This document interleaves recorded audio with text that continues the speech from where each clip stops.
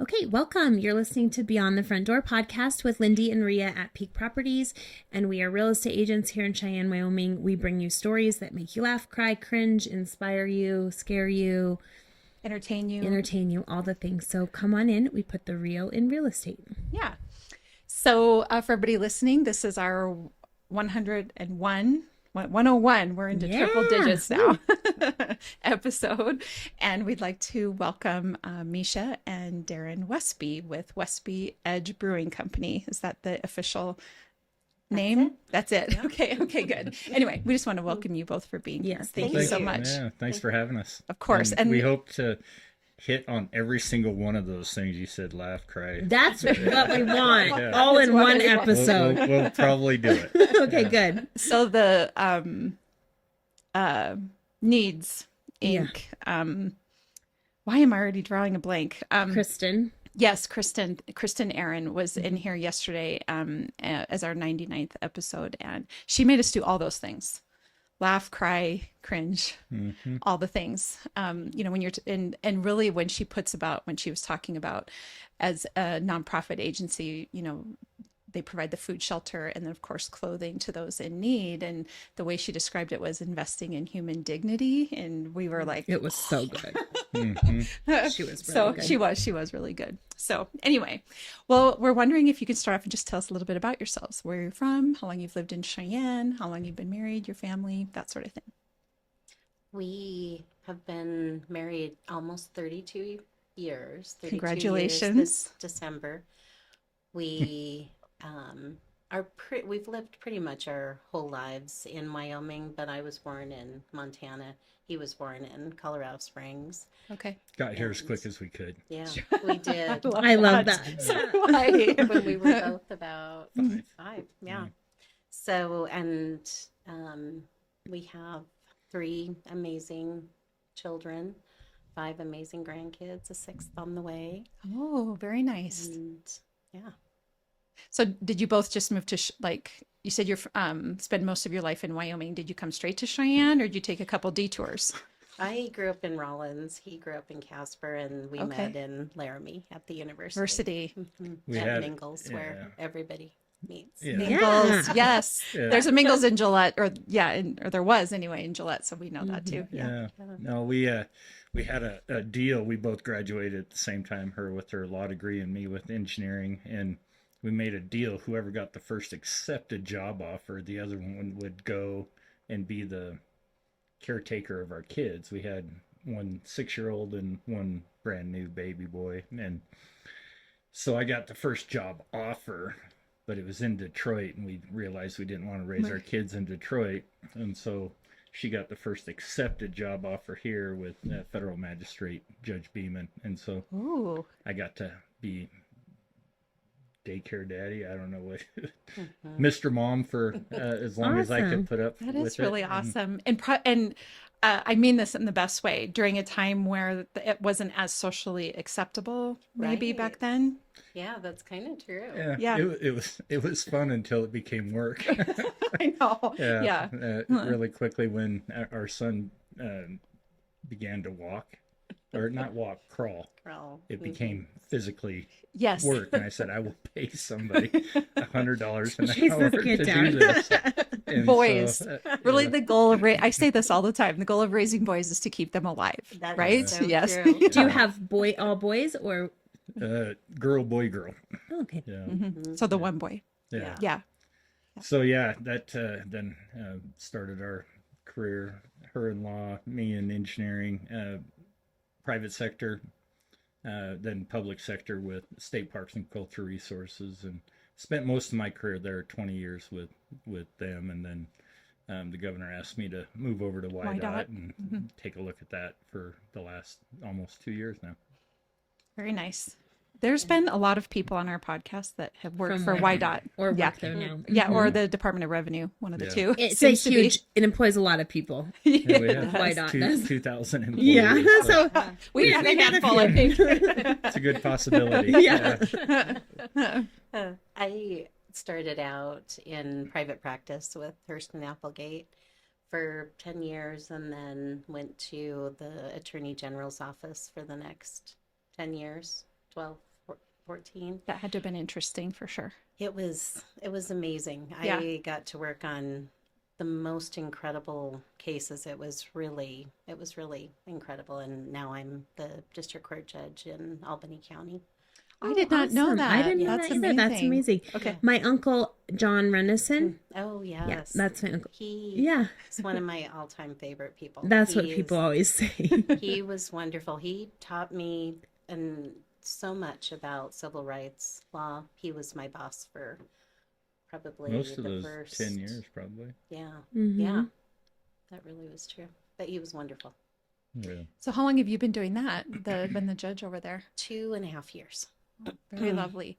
And is it most part traveling back and forth? Is it okay? Or I have the place over there. Oh, you do. Yeah. So Good for you. Yeah. So it's nice and makes it nice when the roads are bad. yes, for Mhm. sure. Because that road is tricky. Yeah, it is.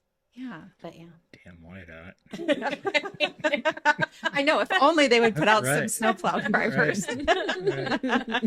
We had those conversations. Yeah, I'm sure. You just got to get on Facebook and find them. I'm sure you can. Yeah. Actually, I mean, I-80 is just a beast no matter how many people you got out there, Yeah. you know? It is It's just wind. true. We can cut the wind down. Yep. Everybody that's on here talks about that. Like, we can probably deal with the cold and the snow. It's the wind that Yeah. makes it so hard. Oh, it's true. Yeah, it's pretty crazy. It's what pretty much shuts down roads. It's Yeah. not the roads itself. It's the wind and the blowing snow and high wind that'll tip over a semi. Yes. I know. You see the I pictures. got to of them. drive behind one on I-25, just right by, like, right before Pershing.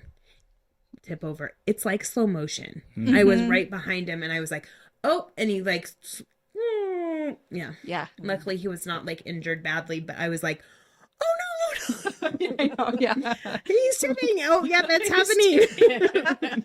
Yeah, we got some pretty bad video of, a highway patrolman pulled somebody over, and then they see this truck just go over. Oh. Mhm. And they got to watch themselves on the side Yeah. of the road like that too. Yeah, I think it was 2 years ago, maybe 3. One of our highway patrolmen pulled somebody over, and a semi blew over on top of the highway patrol car. Oh my! really? So where was he? He Where- was up with the truck. Oh. And so it's all on body cam. Yeah. Sure. and video on front and back of the highway patrol car. So we got really good footage of Good. it getting crushed. Oh man. I always joke that the origination of body cams making it onto law enforcement officers, I think the initial intent was to protect the public, but I think it has done far more to protect officers and to sort of document, kind of what goes on in a transaction. So it's just an interesting flip of intent there. Mhm. So Yeah, true. absolutely. And I think it is rightfully so, because I Yes. think 99.999% of all law enforcement are doing doing the right thing. Yes. And it took them a while to understand that that's what It was we gonna as help them. administrators My husband's use a it city for. police officer, and he always is like, everyone grabs their camera out and videos you, and he's always like, they're like, I'm videoing you, and he's like, you video me. I'm videoing you also. Turnabout's fair play. Turns out. Yeah. And I love the phone calls. YDOT has highway patrol in that Yeah. agency too. So we get complaints from a lot of people saying your trooper was, disrespectful and whatever, and he needs to be fired. And I said, well, I'll pull up the camera, Footage. the footage, and they go, he had footage? And usually it stops right. He wasn't that bad. There's no real need to go Yeah, through that I extent. bet. And so I said, no, now I have to, because you've I'm called. intrigued by it. Yeah. And so Yeah. then it usually goes with a commendation of you did everything right, and thank you for representing the brand properly. And Yeah. Mhm. Well, and I do think video, it does, it keeps everything, you're just able to see everything play out, so it makes sense, and it is good for everybody involved. Yeah. So, yeah, agreed. Yeah. Have you seen the commercial on TV that is like I think it's like an NFL commercial or something, but it's always like two people disagreeing and then they throw the flag, want to review the footage. My husband thinks it's funny, and he's always like, if I could review the footage, and I'm like, I didn't say that. Where's your And body you can't cam review the footage. That's funny. Well, as we were telling you when we were upstairs, is that Lindee and I started this about a year ago, and Brian Cook, who's a city councilman, He was. He's he not was anymore. not anymore. Yep, Thank he's you. done this term. That's right. And he used to be a realtor here as well, and isn't, but anymore. But when Lindee and I were very first starting the podcast, he was like, you got to get a hold of the Westbys. It was like a long message. It was. all about you and why. Yeah. He was like, And I their appreciated story. it. Yeah. Yes. And so anyway, we have been looking forward to having you on for well over a year now. So we're so glad you're here. And we'd just love for you to tell us, like, what was the moment that you decided to, given your backgrounds in engineering and law, what what was the moment that made you decide you would like to start a brewing company? Well, you want me to do it, or you go? Well, we both I think truly the answer to that question is we both had a midlife crisis right at the exact same moment. Oh, good for you. And neither one of us stopped the other one, and so We were just like, let's do this. yeah. Well, but we're state employees, so we're gonna have a good retirement personally. But we don't have really anything to leave to our kids. Our retirement goes away when we die. Right. So we wanted to do something to have a legacy for our kids. And we were empty nesters and decided to take a crazy leap of faith. And our passion was going to breweries, and that was our hobby. We went to breweries all over, and This is a good So it place all for that, kind like of- down into the Front Range and through here. And yeah. Yeah.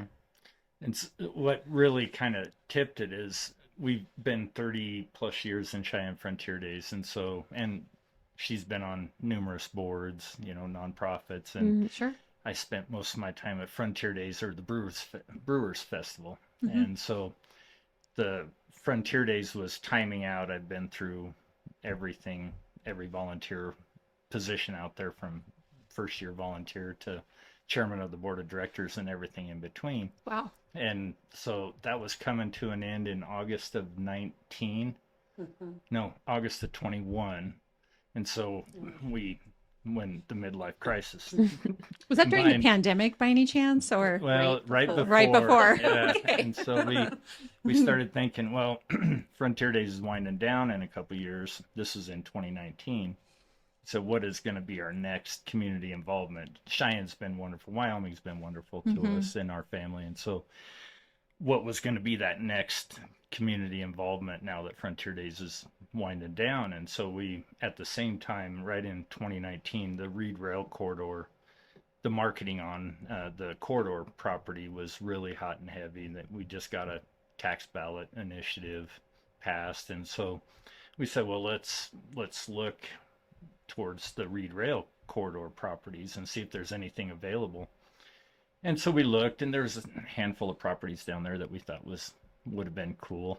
So we said, well, let's put our house on the market and see what happens. And it sold in a day and a half. And so we were thinking, all right, well, somebody's telling us to Do it. Yeah, Right. right? And so we did what any really cool adult type people would do. Yeah. We road trip to Vegas and we drove, and on the way down we talked about properties, we talked about the pros and cons, and by the time we hit Wendover, Nevada, we had an offer and an accepted offer on the property, where we're at now. Oh. And So so we did it all on the road. yeah, and so we got into Vegas, and we're sitting on all the money, the proceeds from our house, Well, that's a dangerous place to be. Just and kidding. thinking, all right, do we double it all on black? You know? Luckily, cooler heads prevailed. On that Yes, one. But, I would imagine. so then on the way back, we partied like rock stars in Vegas. And then on the way back, we developed a business plan. well, on the napkin. Started As working every on, good right. business plan is drawn Right. out. And then started working on the floor plans. I'm a mechanical engineer by degree, civil engineer by license, but I practiced mostly architectural through my Okay. career. And so she would drive and I would sketch and we'd play with the plan. And by the time we got back, we had a relatively decent business plan. And pretty much the architectural sketched out, and then I drew up the rest. And then we moved into our daughter's basement because we thought, how long could this take? And this was in February 2020. And she was pregnant when we moved in, had the baby while we were there, and then COVID hit. And so we figured we're still in the office at the time. And so we said we got to extricate ourselves out of her house. We Sure. didn't want to bring that back to the baby or the family. And so we created a little apartment in the warehouse, and that's what we did for the next 3.5 years. And that's amazing. So I want to hit just a minute on, I think when you have kids, and you guys correct me if I'm wrong, but you have kids, you have a career, you have the house, you're doing all the things until your kids are grown. And then you have the empty nest, right? And you decide you're going to make some decisions. To cut the house loose is a big deal by itself. I don't know if that was the house you raised your kids in or not, but yeah. And so, Yeah, and we designed it and built it and oh, loved it. I what a big am still decision. sad about Yeah. it. It was a big decision. It still is an issue in her mind. I'm not that attached. It was nice and all, but no, we've always had kids in our lives, and so as we got closer to being empty nesters, we tried to realize, are we going to like each other Sure. after the kids are Yeah. gone, when we don't have the buffer. And so we worked hard on our relationship for probably the last year before empty nesters, and I guess we kind of liked each other. And so it kind of moved into, all right, what's the next phase? And so it's been an interesting, it took us 3.5 years to build it out. She and I did most of the work ourselves. We had mechanical, electrical, plumbing that did, we had to contract out, but Sure. we went and got 14 Class D contractor's license because it's a commercial building, and we couldn't caulk, we couldn't paint, we couldn't do flooring, we couldn't do drywall without a the license. license. And so Oh. went and got all the licenses and did it ourselves, but that took 3.5 years in evenings and weekends, because we still have our full-time job. And so I guess just the level of sacrifice and trying new things. And I'm sure there were moments where you were like, what the hell are we doing? we still For have me. that. Well, we do. We are still having that. More so for me. He is just steadfast. And when we were building it, it was a monster. It's a 10,000 square foot property and with 30-foot ceilings. And I mean, it was, and we had to insulate it and then put the acoustic burlap over the top of it. We would get stuck 30 feet in the air on a scissor lift. And I mean, it was a lot. And you both are so professional. So I'm just trying to Yeah, it's hard. visualize in my head. You're in jeans and a t-shirt and your hair's back and you're up on a scaffolding or whatever doing work. And the original insulation in there was newspaper and like Elmer's glue. They put it together and then shot it on, like almost like spray foam, but it was newspaper and glue. Okay. That was their insulation. And it would fall on your head. And I mean, it was so, I mean, it's a 100-year-old. That's a 100-year-old building. Yeah. And I mean, it was just nuts. It was And then scheduled to get torn down. So, it sat vacant for almost 10, 15 years. So, Oh, it did. Okay.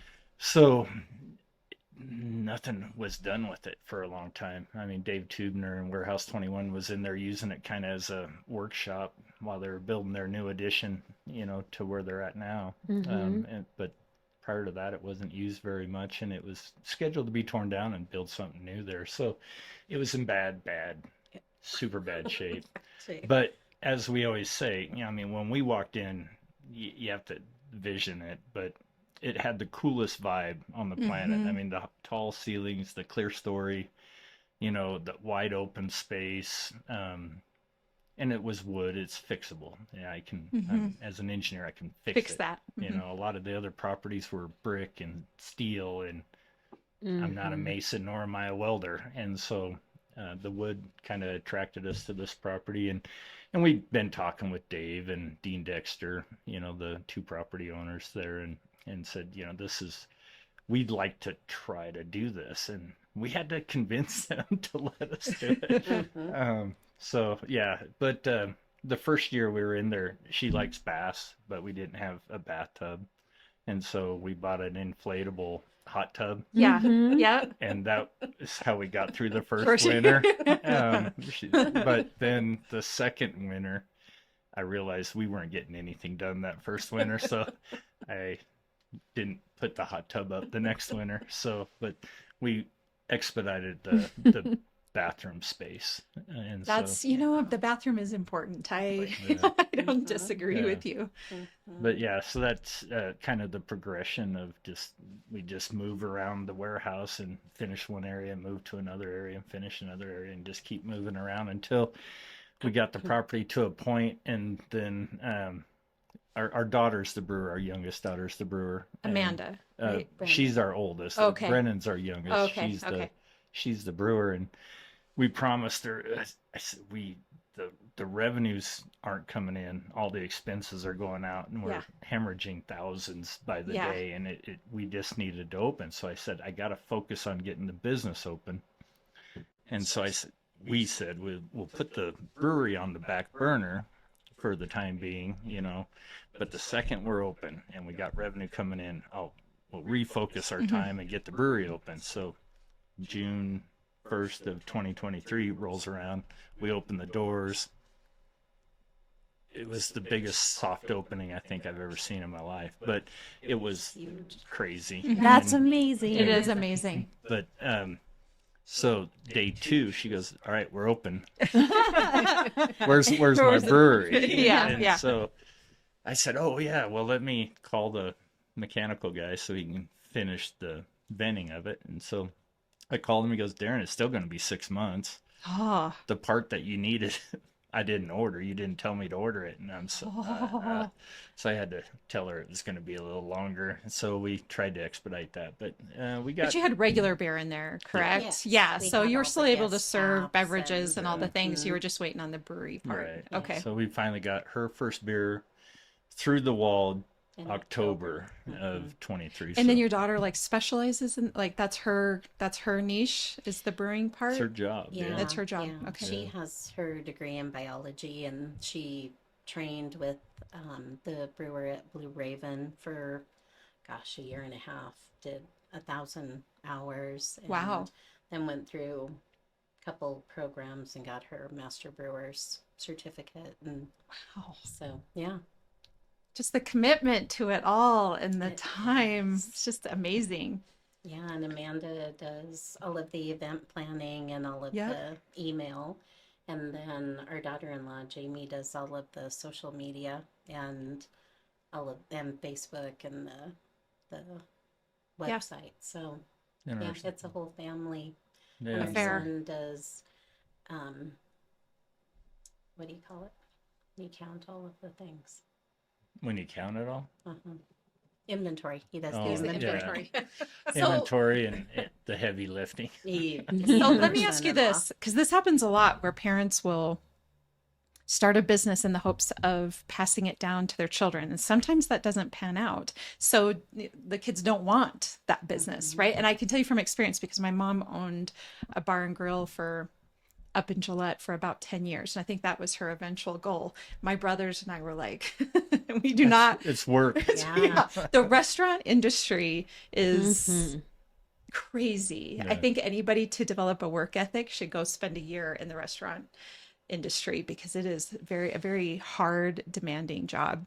But anyway, did they Yeah, when you had the midlife crisis, Sis, were they yeah. like, yes? We're going to do this No. with you. Oh, No. They still think we're crazy. Yeah, they do, and I don't. I mean, Brennan loves it, and Okay. Brennan may want to do that, but she wanted to be a research biologist, and so I think eventually she'll go back and Do get her that. master's and Sure. do that. And I'm not. I mean, it is really hard work. It's wonderful when there are big parties or when we have trivia and people are I love the having a lot of trivia. fun. Yeah. It's wonderful.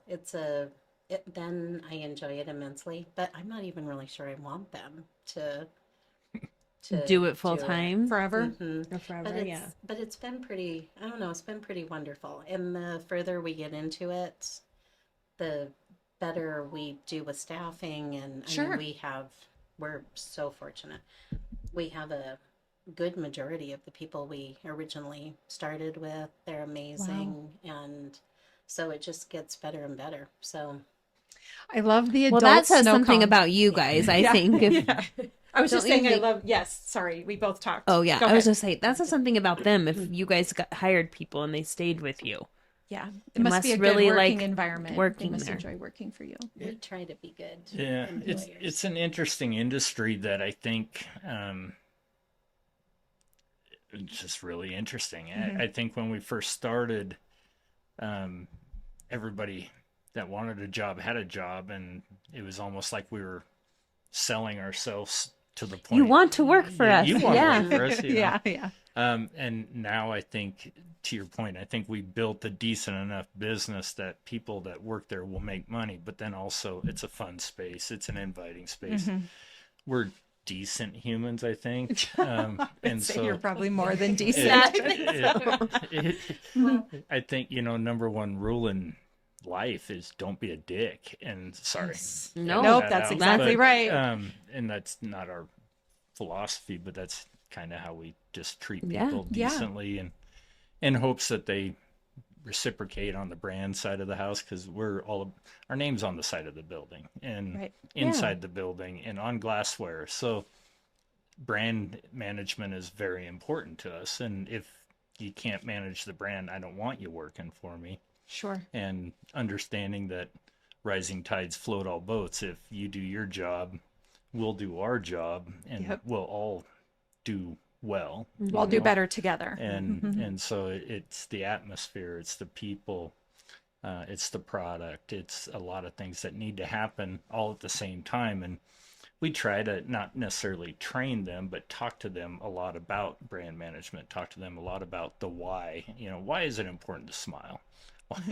Why is it important to say And hi? you know what? That needs to be taught to people. It's weird that you have to teach that, but not that our people Had to be taught that. but I think the affirmation and the Reminder, reaffirmation yeah. of understanding the why behind thanking people when they leave or thanking people when they get up and are about to leave, understanding that that's important. I mean, they choose to come to your place. The least you should do is give them decent service and say thank you. Right. It seems simple, but it's not as simple as you Well, would think. I think too that sometimes, so the restaurant business is one of those where you got to be on point and performing, right? The whole time that you're there. And if you've had a bad day, if your kids are sick, or you got a call from the school, or you got a bill that's due, or whatever the case is, sometimes you have all that on your head walking into work to waitress or serve or, do whatever it is. And probably, I'm pretty certain there's a time or two where somebody's had to tell me to put a smile on, right? Because you get caught up in whatever your day is, and especially if your shift is in the afternoon or evening and you've been dealing with a day's worth of life and you walk in and it's, unless you've trained yourself to shut that off and work while you're there, then sometimes you need somebody to remind you and be like, hey, throw that smile on. Let's enjoy the evening. And that's what I like about our team is when somebody is feeling that again, whether it's us or whether it's our coworker, they'll do a quick reminder. Yeah. I mean, the beauty part of us still keeping our day jobs is, one, we want it to be successful. We somewhat need it to be successful, but if it's not hugely successful every day, it's not stressing us out to the point where we have to think about, do we stay open? You know, Sure.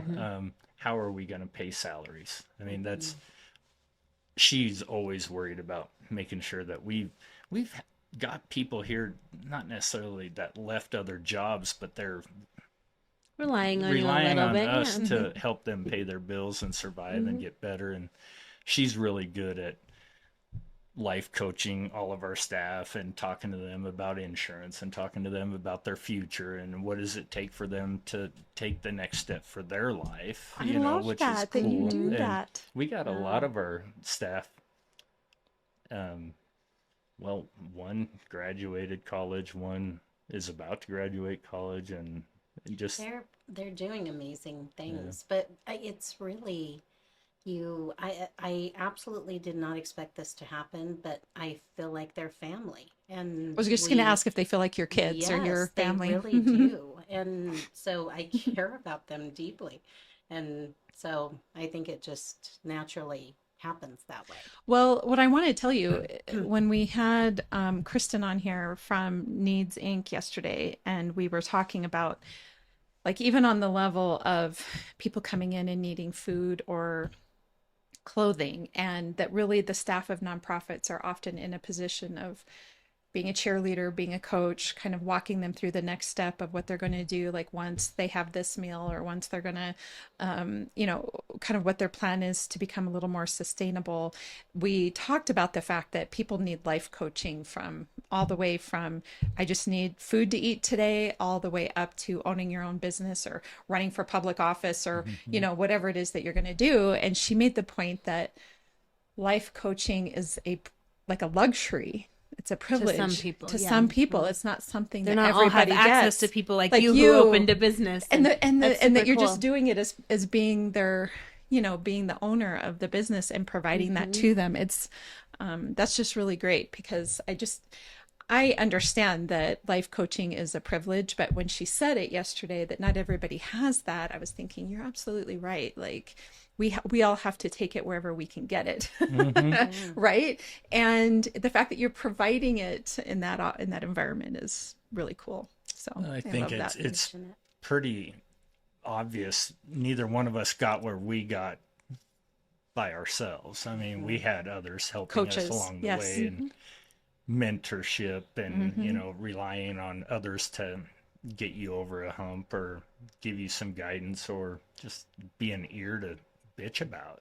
Right. Just need somebody to Not- vent to. Right. Yeah. So Yeah. it not to say I want to do that every night, is be that shoulder, but some nights that's what it is, and it's sometimes it's fulfilling and sometimes you're drained afterwards. But I think it's a very important thing that just, again, don't be a dick. Yeah. Well, and it is that whole thing where you spend so much of your life at work that you need to enjoy it. And I'm so agree. fortunate. I love the people I work with. So it's wonderful to be over in Laramie and with the people I work with there. And then we get to come home and be with The people that 28 And other people that we really care about. So it's nice. I know she doesn't necessarily appreciate this, but for 3.5 years, it was just her and I in that place working, come home from work, put on our grubbies, go get dirty, go to bed, rinse and repeat. But for 3.5 years, it was just mostly the two of us. Our kids came and helped quite a bit, and Yeah. our family came and helped quite a bit. But it is, like she said, it's really gratifying to walk in and have, even 10 people in there smiling and having a good time, let alone a UW game when we have. The basketball coach coming. Yeah. We're from Gillette, so Oh, I was there when It's a big Sundance deal. came, and I was like, "That's awesome that you got Sundance to come there." Yeah, funny story with that. We were planning on having them up the stairs and, elevated so everybody could see them. And so we just stood on the bar. Well, it was cutting out. The mic was cutting out. Yeah. The drywall below it was cutting out from the mic. And so he goes, can I just get up on the bar? And I Yeah, said, he totally sure. just stood on the bar. And he took one step and was on the bar. Yeah, you're like, okay. So I'm standing next to Coach Savell, and he goes, shit. Now I gotta get on the bar. Yeah. He did. He was like, "How do I?" Oh gosh, and that's totally Sundance. He totally will just get up there. Yeah, That's cool. That was a fun day. And this is a little shout out to Sundance Wicks. That Yeah, because you better get on this we need. podcast. Yeah, we're trying to get you on here as well. So, what was I gonna say about that? I want to know: do you still live in the building? Did you move? When did you move out, or do you still live We there? call ourselves couch surfers. Okay. We live wherever we can. We have an apartment in the building. Yeah, there's Yeah. Okay. there's a apartment that we share with our daughter, and so that's why I say couch surfing. But we travel quite a bit on Sure. when we need to. I And we travel have a for place in work, and she's got a Laramie. place in And you go in Laramie, Laramie. Okay, yeah. so we do what we need to do. But yeah, no, it's. I also think, at least again, we're new to this. We've never owned. I mean, we've owned businesses, but a law practice and an engineering architectural firm, Right. little bit different than the service industry. And Yeah. so I think, at least for the near term, we're going to be pretty hands-on. And I think being close to the property makes it Yes. it's easy. It's a blessing and a curse. We never stop working. So we get up in the morning, we go to our day jobs, we come home, we work our side hustle. But I think that But don't you think also- that's also sometimes how it becomes successful? Because you know how many people you're like, the business owner needs to be there. Yeah. You can't just start a business and then just like walk away and hope that all the people just keep doing managing what the they're brand? supposed to be Right. doing. Right. Yeah. Like, I think maybe at some point, but not in the early stages. You definitely got to be there. We kind of figured this would be a 5-year deal. We just didn't expect the first 3.5 to be in construction. So we're getting close to 3.5 5. plus 5. Is Right, that the? yeah. We're getting close to 5 years Yeah. here in February. So Yeah.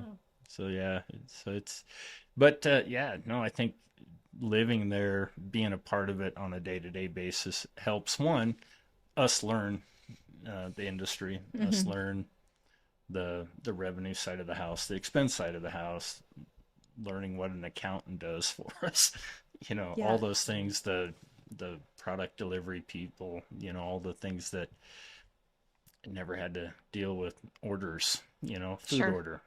Luckily, again, it's the staff that we have that makes it a little bit easier on that regard.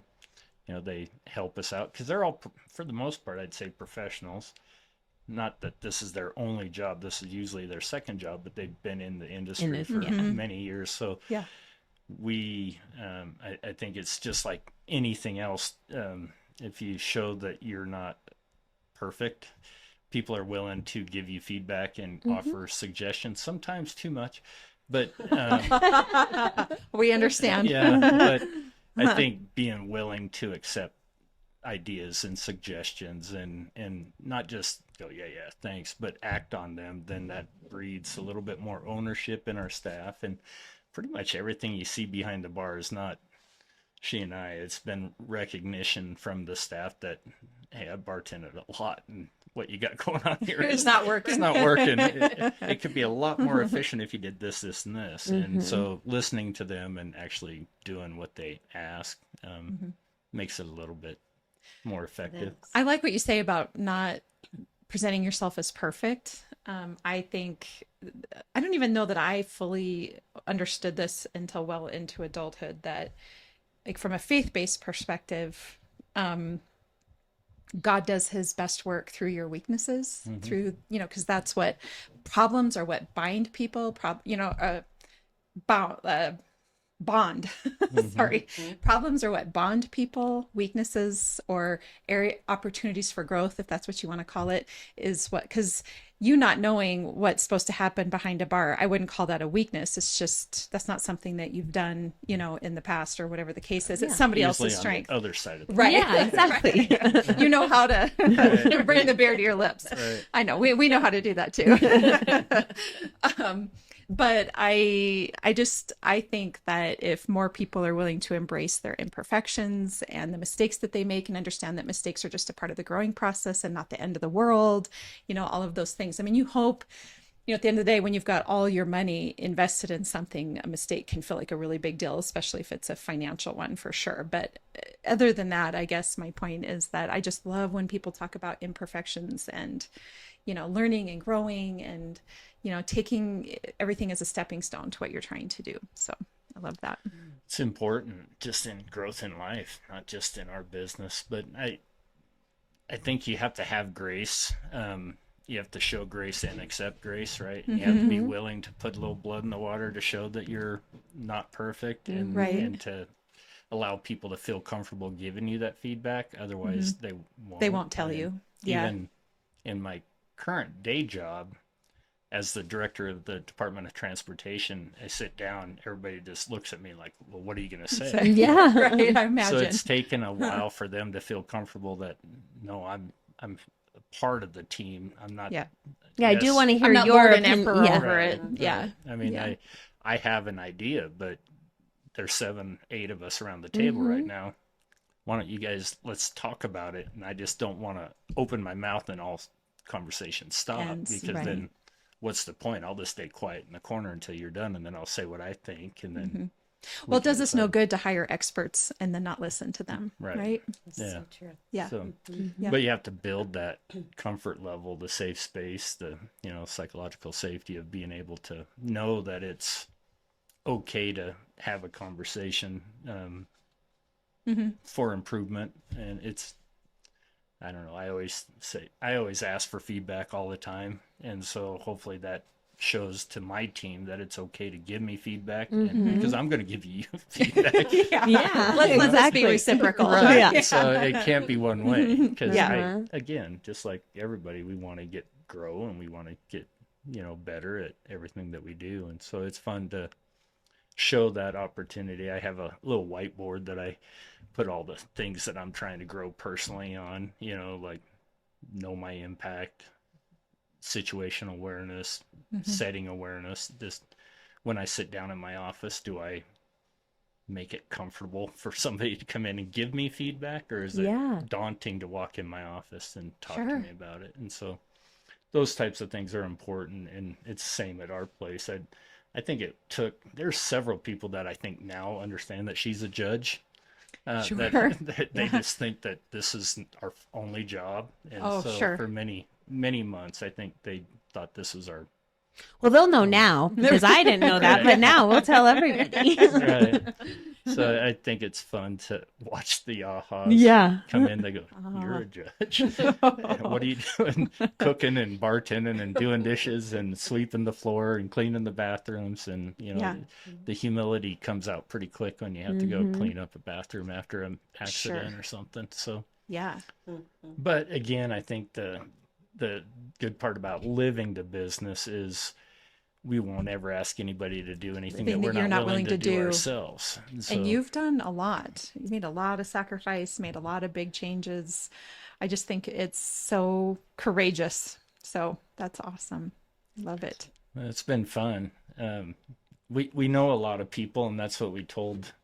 At 30 years in Cheyenne, you tend to know Know lot a of person people, or two. right? And especially with Frontier Days and in the government world, we just know a lot of people. And so we told our team, it's like, all right, the first week or two, maybe month, we will bring everybody in. We know enough people that we can fill this place for at least a month.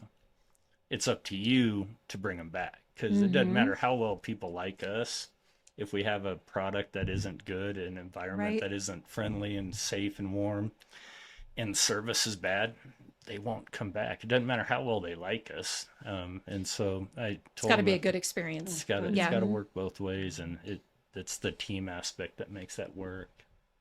So I will say, of course, our friend group, we've been in our family, we've been in there quite a bit. I really like the environment. I like the adult snow cone. That's probably my favorite. But the thing that's probably one of my favorites about it is it isn't just the brewed beer. Like so many breweries, it's just beer. And I think what I like is that there's other options for drinks as well. And so that way, when a big group comes together, it kind of meets everybody's needs. You know, if you like brewed beer, then that's there. But if you like other drinks as well, then that's available to you also. And so that's the thing one of the things I really appreciate about going there. Well, and So- I love it that you say that, because that's really, we wanted it to be inviting and fun for everybody. We wanted, no matter what you like to drink, you can have whatever. There's food. It's not gourmet food, but it's tasty and Puts a little food in your belly to absorb some of that alcohol. right, Yeah, right. yeah. And then it's a family, you know, family friendly. But at night, it's turned into kind of a crazy, fun, young people. It's cool. It's a. I think I think it's someplace that they can go and enjoy, and we try to make the music fun and the environment fun, and yeah. Well, you've certainly accomplished that. Well, thank you. You're, of course. And that's why we're having our Yes. 1 year anniversary party there Thursday night. And We're so really we're, looking yeah, forward to it. yeah, we're looking forward to that too. Exciting. So, yeah, thank you. Well, so any advice for anybody out there that's looking to make a jump of some kind, that is thinking about leaving behind the security, full security of what they're doing and try something different or add on to what they're doing? Any advice? I think you should always take the leap of faith. I think you regret not doing those things, and I think you take the leap. Yeah, I agree. I think we've never led our lives with regrets. So when the opportunity arose, You jumped. I don't want 5 years from now saying I wished I would have, you know. And so we still have more development to do on the property. We're looking to build 4 townhomes on the property to sure. hopefully move into one. I was like, how's your family? So we actually have an opportunity there, but to live in a real home again. But you know, I don't know that the advice other than just, you know, do your diligence. I mean, don't blind leap of faith scares me. Yes. We're very strategic. It sounds like there was a lot of blind leap of faith, but we're pretty strategic. I mean, we had some financing somewhat lined up. We had Yeah. You'd financially prepared. Yeah. And you know, I'd tell the story about our banker Tad. We went to, again, we know a lot of people, we know a lot of bankers. We went and talked to a lot of them about our crazy idea, and finally they all said no. Finally, they all said no. We went to one. They said, I think the answer was, "We're going to save you from yourself." You know, why would you do that? You know, you guys don't know anything about restaurants. You don't know anything about, you know, owning a brewery. And we said, all right. So we finally got to our friend Tad, and I said, all right, look, Tad, she's got a good job. I got a good job. If the business fails, we can cover the note. I'll just turn this into a 10,300 square foot residence in downtown Cheyenne with the coolest damn wet bar on the planet. Yeah. With all your friends hanging out. And he looked at me, he goes, I think you can do that. And I go, then give me the damn Money. money. Yeah. You know, let's get it started. He just needed to hear the plan B. Right. Yeah. But yeah, it's strategic jump, I think, is what I would say. It's just make sure that you have some things in place. And again, we aren't quitting our day jobs. Yeah. We don't want that fear of, I have to make payroll. I need 10,000 people in here a week, or else I can't, survive. And we love our job. So I was just going to say, I kind of feel like you Yeah. like what you're doing too. Yeah. So Yeah. yeah, that makes sense. So yeah, I think strategically. That's great. Well, thank you so much for sharing your story, and people can find you on social media at Westby Edge Brewing, correct? westbyedge.com. Westby Edge, and then your website. Okay. Mhm. Awesome. Okay. Well, to wrap up, one question I have for you is, what is your favorite thing about Cheyenne? The people. Cheyenne has been absolutely wonderful to us. It's been a perfect place to raise kids, perfect place to pursue our careers, and that's all because of the wonderful people. So that's what I think. Yeah, when growing up in Casper, Cheyenne was not a well-loved place. Growing up athletically, Mm-hmm. did not like Cheyenne. We understand. We're from Gillette. Gillette, Right, so we yeah. get it. So no one liked us either. Right, So exactly. Cheyenne. So we moved to Cheyenne. Yeah. yeah. But I think instantly we moved over here. Our friends, the Radomskis, we knew them from college, and I was talking with John. I went to school with Roger Radomski, but came over here and obviously knew John, and asked John, so what do we do? What do you do in Cheyenne? And he goes, well, either during Frontier Days, either you go on vacation during that week or you get involved. Well, neither one of us had any vacation time saved up, so Sure. we got involved and just instantly became family members to 3,000 people just overnight. That's how fast it was. And Wow. and just the community itself has just been uber inviting, welcoming. Anytime you needed something, I call it the CFD way. You ask for one person, 20 show up.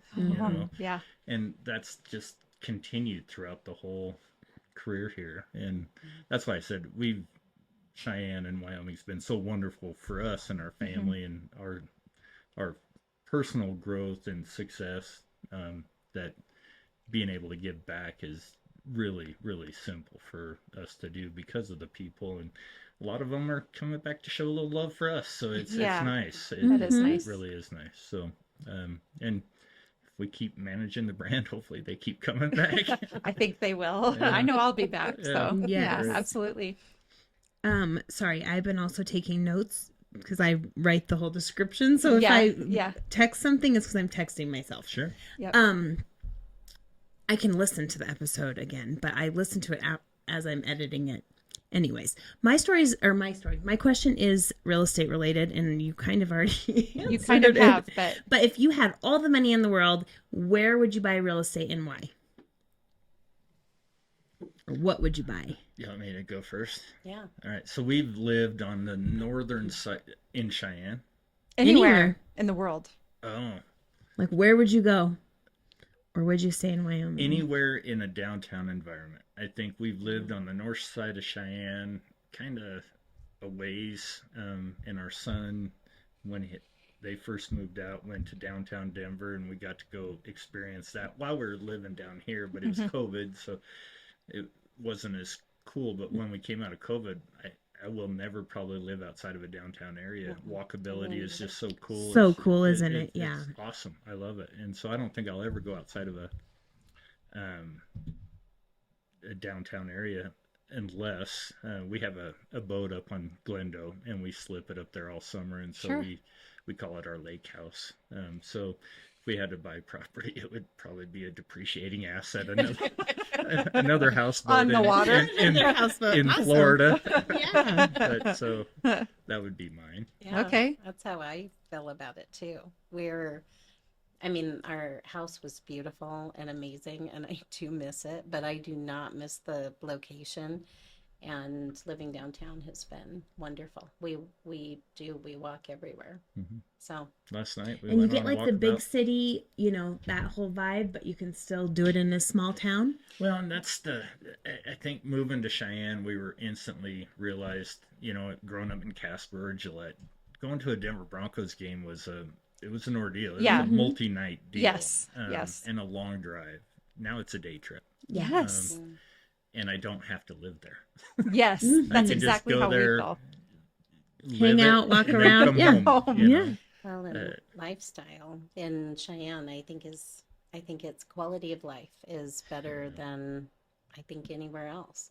And even the people who come visit us here, who live in Denver or on the East Coast, everybody feels the same way. Everything's here, or it's easily accessible, but there's no traffic.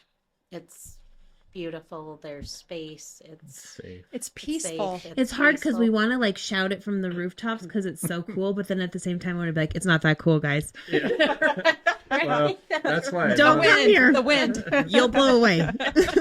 my initial career was in the tourism industry. Oh, right? yeah. And so I love to create a really cool product that people want to come for a weekend or a week and then go home. Mhm. Yes. And Yeah. you know, Yeah. leave their economic impact dollars with us, Yeah. buy our Yeah. gas and enjoy our product, but hopefully the wind kicks up just a Little bit while they're here. Yeah. Mhm. But no, it's a wonderful place to live, and I think we're on the Front Range. We're gonna feel it. I think everybody's gonna feel it in the next. You know, we're already feeling it, but Yeah. we're gonna feel it immensely in the next 10 or 15 years. And so, I think having the opportunity to craft with good planned growth, I think that's the other key on the YDOT side, helping the city. They're doing a great job with their growth planning, and we're trying to help with some of the commercial planning to ensure that we're prepared for, you know, some of the entities that are coming in, working with Cheyenne Leads and all the, you know, Visit Cheyenne to make sure that we're prepared for the growth and not, unfortunately, that I-25 South where they've been working on that third lane for 15 years. The second they opened it up, it's already under capacity. And Yeah. we're already starting to work on that at YDOT, knowing that the capacity's coming, and we wouldn't feel so growth adverse if we're prepared for it. Yeah. If Yeah. we have the capacity to accept the added growth. And so that's why I'm glad to be a part of the original product, the parks and the culture and the art that I had in my other agency, but now I get to be on the sexy road side of the house that Yeah. really is impactful to everybody. So it's fun, and Cheyenne's prime for really good opportunities. I have been saying, because I just moved here about 4 years ago, and the north part of the state is just rural, right? Like, and what's interesting about, and I think I mentioned before that I work with the chiefs and sheriffs, so I've traveled around the state, visiting communities, and everybody views Cheyenne as the big city, which always makes me laugh. It is fun. But the north part of the state is so rural that I think growth and conversations around growth are just a little more challenging. Whereas down here and the proximity to Colorado does make that a little bit easier. And it has been a lot of fun to just, you know, when you have the opportunity to sit in on a set of conversations where it's much more difficult versus here where, like you say, there's been a lot of preparation that's went into it, and the proximity, you know, we are part of the Front Range now, and the proximity to Denver, which I know not everybody likes that, but it is exciting to listen to the conversations around Cheyenne and Wyoming trying to balance our wholesome values with growth and what that looks like and how are we going to accomplish that. And it's just, I just eat it up every single time I'm in a meeting and listen to it because I just think it's really exciting. It's fun. You know, when you grow up in Wyoming your whole life, you don't even realize the things you're taking for granted. That's one of the things Lindee and I have learned about when people have come on here and talked, and they've come from big cities, and they're like, you just wouldn't believe how much nicer people are in Cheyenne, that they even smile at you. And in big cities and where they come from, that just doesn't happen. And I've thought to myself, well, I guess I'm taking that for granted because I've lived around it my whole life, right? Like that's just how we are here in Wyoming. But I really do love the growth conversations here. It's fun to be a part of. So You're right. It's difficult to have, but if you don't have them, you're going to hate them. yeah, they're coming like it or not. The growth is coming like it or not. So let's figure out how to do this in a way that we are in charge of and that we like and that's going to suit our town. So yeah. Well, I mean, everybody complains about the youth leaving. Well, what are we doing as adults to keep them create a space in which they feel comfortable staying? One, have the ability to get a job that they enjoy and have the experience that they want. And that's the lifestyle another, they want. Right. And the Yeah. things Another to reason do why and- we opened up, how we opened it up was by traveling to a whole bunch of places. We just took notes, like you were taking notes, right? Yeah. Took notes like, of ooh, I like this. Don't right, do I this. like this. Don't do that. You know, So we that's want exactly. to have a Front Range feel, Wyoming style, and we wanted, because we traveled to Fort Collins, we traveled to Loveland, we traveled to Denver to have an experience, you know. But if we can keep people here and draw people from Fort Collins and Loveland up to give them an experience that's more friendly, more inviting, more open. But they still feel like they're in the Front Range, even though they're in a different state. That's what I think when we were starting to, our light fixtures, the swings. the swings. Yeah, I think, Yeah, it that definitely was gives cool. that vibe. I love it. That- Yeah. Fun story. Can you tell us about we're the out of swings? time. Yeah, Oh, no, we're fine. Yeah. You'll What's edit about it the down. swing? Yeah. But so the whole west side of the building was falling down. Again, it was scheduled to get torn down, so they didn't care. It was being held up with steel rods, and those were starting to fail. But so we designed buttresses, those big metal things that were, the big iron that's in between each column. And so we pushed the building back as plumb as we could get it, and then welded those in place.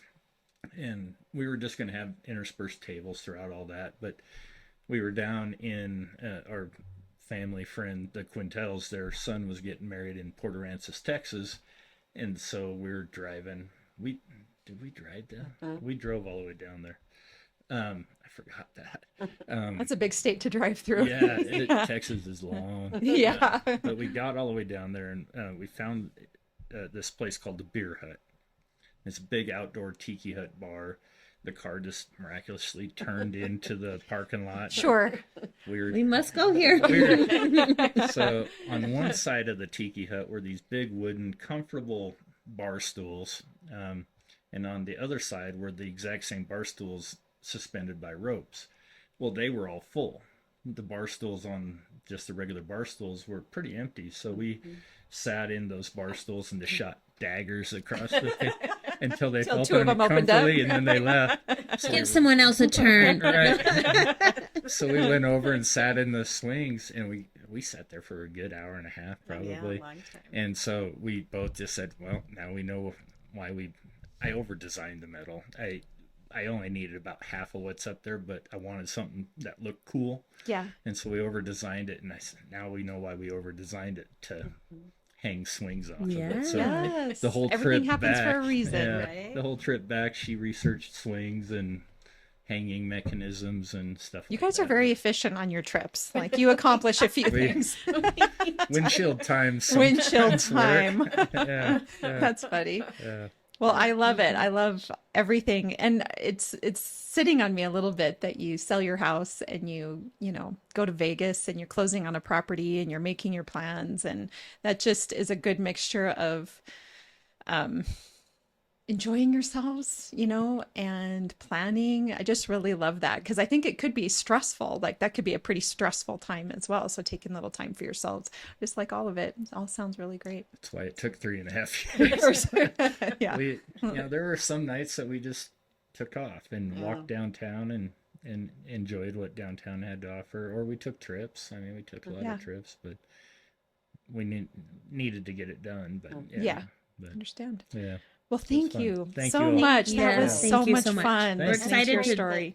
hang out on Thursday. Yeah. Yes. It'll be Yeah, fun. wonderful. And it's wonderful you guys do this. I think this is very cool. Thank you. Thank you. We same sort. Not quite the same, but definitely was a leap of faith. We did And- not live in this basement apartment, but No, if you we need somewhere to I was gonna say stay, it's very lovely. if you want, we could figure something out. We're realtors. We're not tech people, so we required a little bit of mentorship and help And trial and error. and trial and error, and we as well set goals. We set You can some see goals. our air. Yeah, this was an error for the first year, and we're setting goals for the second year, and we're just going to keep going. And so you kind of like what you guys did, like what would benefit the community, what's different, and how can we make that happen? And so we were really lucky that Lindee's parents that are the brokers here at Peak helped sponsored all of this, and that we get to do And this that really the person great thing. living down here moved. Yeah, all at the Oh, same time. see? That works. Yeah. And we were like, where could we put it? And it. they were like, the basement. We're like, Yeah. yay! We'll It just was send meant to everybody. be. Yeah, it was meant to be. All right. Yeah. So anyway, we're having a great time, and it's because we get to meet people like you. So Oh, we're that's really cool. excited. Awesome. Thank you so I'm glad much. you guys are doing it. So, Yeah. Thank you. Of course. And for all of our listeners, you've been listening to Beyond the Front Door podcast. You can listen and find us on Spotify, iHeartRadio, Apple Podcasts, and Alexa, as well as YouTube. And of course, Lindee and I are realtors. So if you're looking to buy or sell, we'd love to help you with that. You can find us at www.sellcheyenne.com, as well as all of our social media channels. And we hope you have a great day and a great holiday season. So Yeah, thank you. awesome. So